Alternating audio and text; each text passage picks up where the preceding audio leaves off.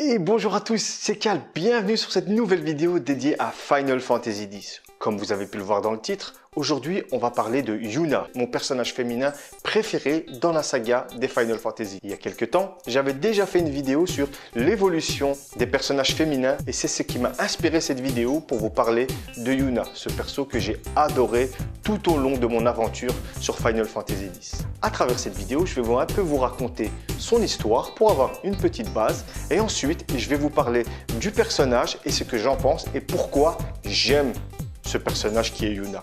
Vous êtes prêts? C'est parti! Yuna est la fille de Braska et d'une Albed. Cette dernière vit à Bevel, où elle est éduquée dans la religion de Yevon. À 4 ans, sa mère malheureusement va décéder. Cette dernière a voulu prendre le bateau pour aller rejoindre son frère Sid, qui est un Albed, pour se réconcilier. Car ce dernier a vu son mariage d'un mauvais œil avec quelqu'un qui est dans le culte de Yevon. Car ce qu'il faut savoir dans Final Fantasy X, c'est que les Yevonites et les Albed, ils s'entendent pas trop.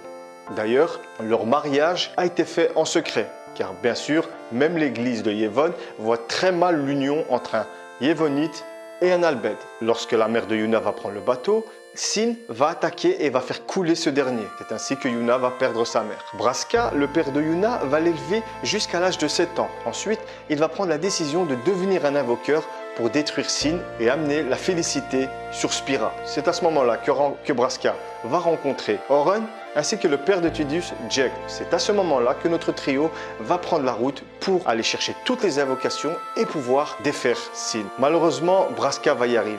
Il va invoquer la dernière chimère. Après cette ultime invocation, ce dernier va mourir. Aussi, Jecht va devenir le nouveau Sin. Fou de colère, Auron va vouloir demander des explications à Yunalesca, c'est le priant qui offre une ultime invocation à l'invoqueur qui est arrivé jusqu'à la fin de son pèlerinage. Malheureusement, ce dernier va mourir suite à un combat face à Yunalesca. Auron va réunir cette dernière force et arriver jusqu'au pied du mont Gagazet, où il va rencontrer Kimahri et va lui demander d'aller à Bevel, de récupérer Yuna et de l'amener sur l'île de Bayside. Ce dernier va s'exécuter. Il va ramener Yuna à Bayside et c'est à ce moment-là que Yuna va demander à Kimahri de rester à ses côtés définitivement. Et il va accepter de protéger Yuna et de rester avec elle à Bayside. C'est à ce moment-là qu'elle va rencontrer Wakka, Lulu ainsi que Chapu qui est le frère de Wakka. Plus tard, Yuna, elle aussi, va vouloir suivre les traces de son père et devenir un invoqueur confirmé. Elle va commencer son apprentissage dans le temple de Bayside. C'est ainsi que va démarrer l'histoire de Final Fantasy avec la rencontre de Tidus lors de l'acquisition de la première chimère qui n'est autre que Valfor. C'est ainsi que va commencer le pèlerinage de Yuna accompagné de tous ses camarades. C'était un petit résumé, juste le départ pour poser les bases et en savoir un peu plus sur le passé de Yuna. Ce qu'on remarque avec Yuna, elle n'est pas comme les autres personnages féminins de la saga Final Fantasy. Je m'explique. Généralement, les héros de Final Fantasy sont toujours accompagnés de personnages féminins mais qui restent en second plan. Soit ils ont une idylle avec ces dernières ou ce sont de simples camarades. Je vais donner plusieurs exemples pour étayer mon idée.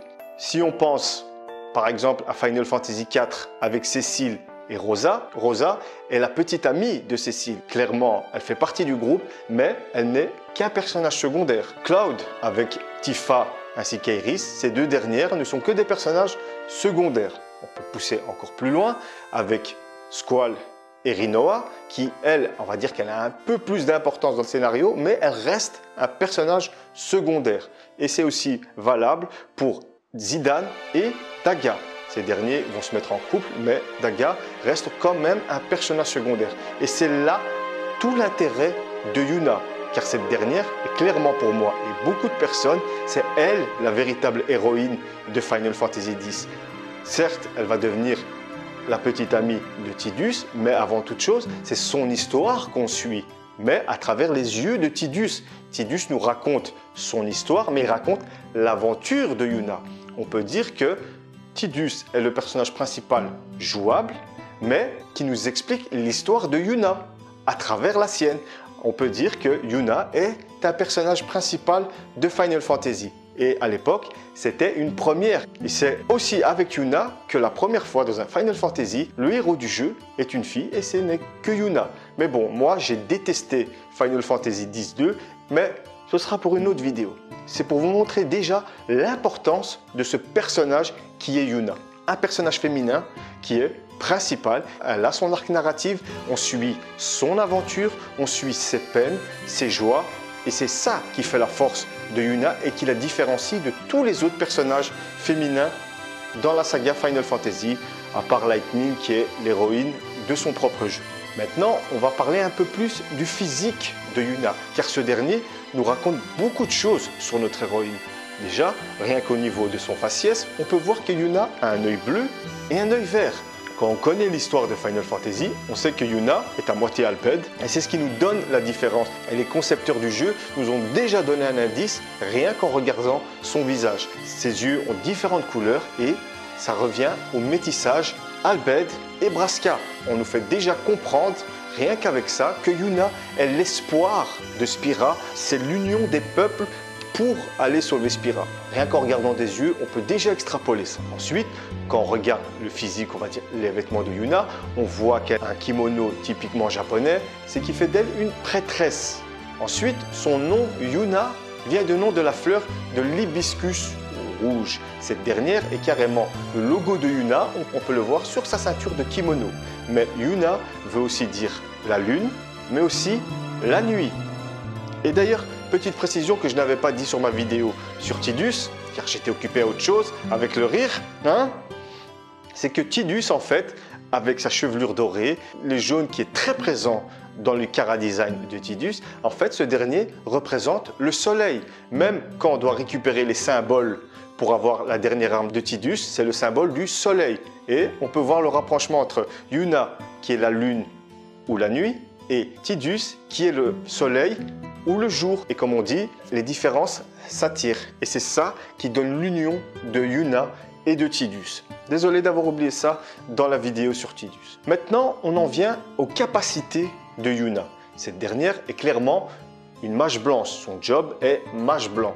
Comme vous le savez, dans la plupart des Final Fantasy, chaque personnage est caractérisé par un job ou une classe. C'est vous qui choisissez. Par exemple, dans Final Fantasy X, Tidus est clairement un guerrier. Il est là pour faire des dégâts. Auron, quant à lui, il a plus la vocation d'un paladin. Kimahri est un mage bleu, car il utilise les capacités des ennemis. Lulu est la mage noire. Riku est clairement la voleuse du groupe. Et on finit avec Wakka, qui lui est le DPS à distance. On va dire que c'est l'archer du groupe. Yuna, elle, encore une fois, elle se démarque des autres parce qu'elle est à la fois au début du jeu, bien sûr, parce que à la fin du jeu, quand vous avez rempli votre sphérié, tous les personnages peuvent faire tous les jobs. Mais moi, je vous parle vraiment du début de l'aventure. Yuna est à la base une mage blanche en tant que prêtresse.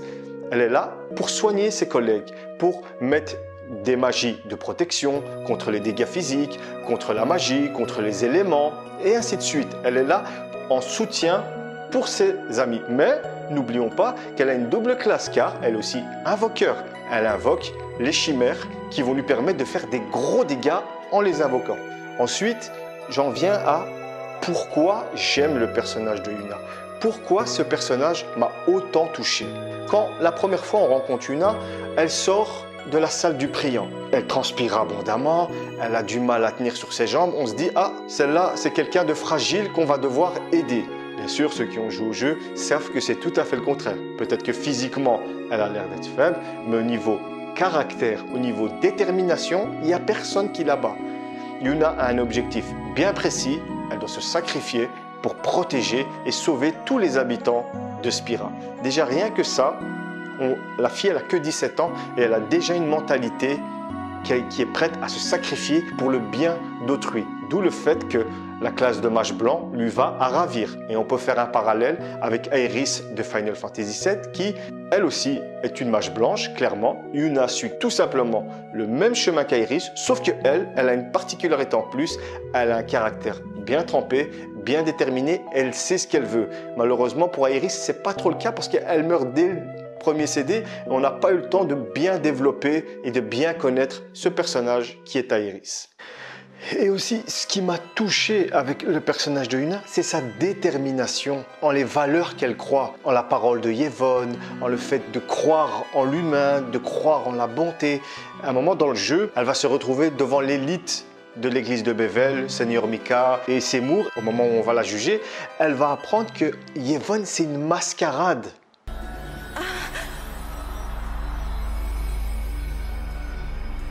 You would have to send me too. What? But what of sin? I am a summoner, my lord, like my father before me. I am on a pilgrimage to stop the death that sin brings. Are you telling me that too is futile? Grand Maester Micah, I am not alone. All the people who have opposed sin, their battles, their sacrifices, were they all in vain? No, that can't be right. Those who question these truths, they are traitors. Lord Micah! Yevonne, c'est un mensonge. Tout ce qu'on lui a raconté, tout ce qui ont fait d'elle ce qu'elle est, va être détruit car on lui a menti. On lui a dit que voilà, Yevonne c'est ça, Yevonne c'est ça. Et c'est pas vrai. Et malgré ça, quand elle va apprendre ça, elle va continuer. Pourquoi? Parce qu'elle a un but. Elle n'est pas tombée dans le larmoyant, elle n'est pas tombée dans la déprime. Elle était choquée, elle était triste parce que tout ce qu'on lui a appris, c'était un mensonge.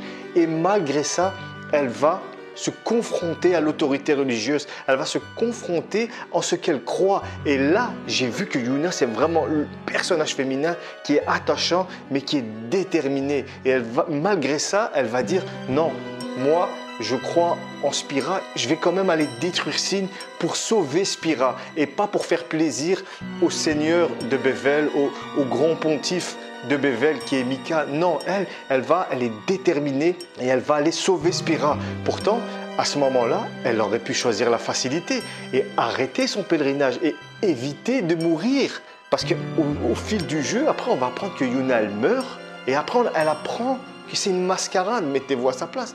Mais même comme ça, elle va continuer son pèlerinage.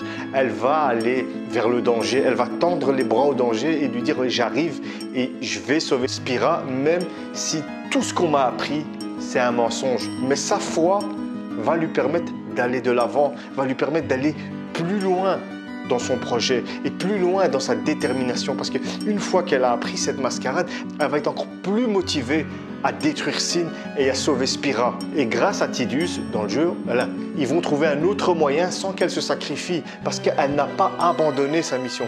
Elle n'a pas abandonné sa foi en ce qu'elle croit. Même si c'est des mensonges, ce qu'elle a au fond d'elle, c'est pas un mensonge parce qu'elle le ressent. Et c'est ça que j'ai aimé dans ce personnage qui est Yuna. I'll continue. I must. If I give up now, I could do anything I wanted to. And yet, even if I was with you, I could never forget. I'll go with you. What? I'm your guardian. Unless I'm fired. Stay with me.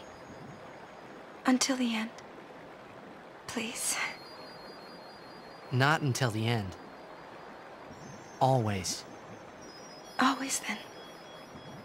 C'est clairement le meilleur personnage de Final Fantasy, de la saga Final Fantasy. C'est Yuna. Elle va devant la mort, elle sourit et cette noblesse de cœur, elle est humble, elle est forte dans sa gentillesse, elle est forte dans sa fragilité et c'est ça qui fait sa force, c'est son empathie du monde de Spira. Chaque fois qu'elle rencontre quelqu'un, elle a un pouvoir magique. Comme les Japonais, ça devient son amie. Elle est attachante, on a envie de la suivre. Et qu'est-ce que je peux vous dire de plus? Elle est magnifique ce personnage. Et c'est ça, moi, qui me plaît dans les personnages féminins bien travaillés. N'hésitez pas à aller voir ma vidéo sur l'évolution des personnages féminins parce que j'en dis beaucoup sur l'importance des personnages féminins dans le jeu vidéo.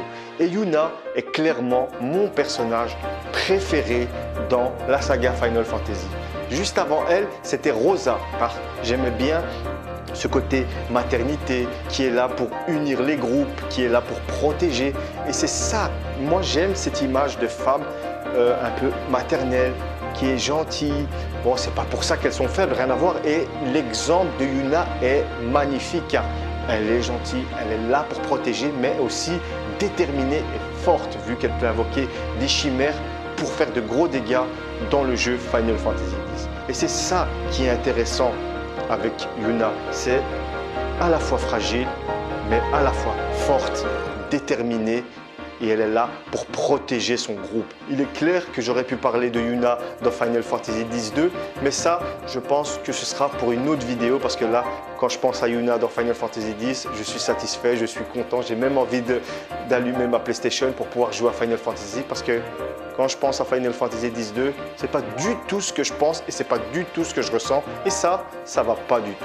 En tout cas, merci d'avoir regardé cette vidéo. Moi, ça m'a fait plaisir de parler de mon personnage féminin préféré. N'hésitez pas à mettre un pouce bleu, de laisser un commentaire. Et si vous le pouvez, partagez la vidéo et dites-moi dans les commentaires qui est votre personnage féminin préféré dans la saga Final Fantasy et ce que vous pensez de Yuna. Ah oui, dernière petite info, j'ai un Facebook maintenant. Je vais petit à petit me lancer dans les réseaux sociaux. Juste le temps de pouvoir comprendre comment ça se passe. Mais j'ai déjà un Facebook.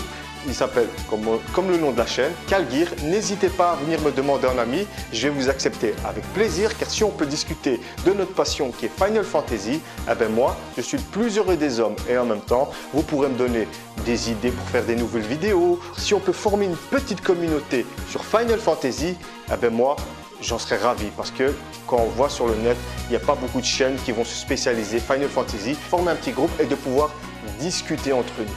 En tout cas, moi j'ai pris un grand plaisir à faire cette vidéo. N'hésitez pas à la partager et je vous dis à une prochaine fois pour une autre vidéo sur la saga Final Fantasy. Au revoir.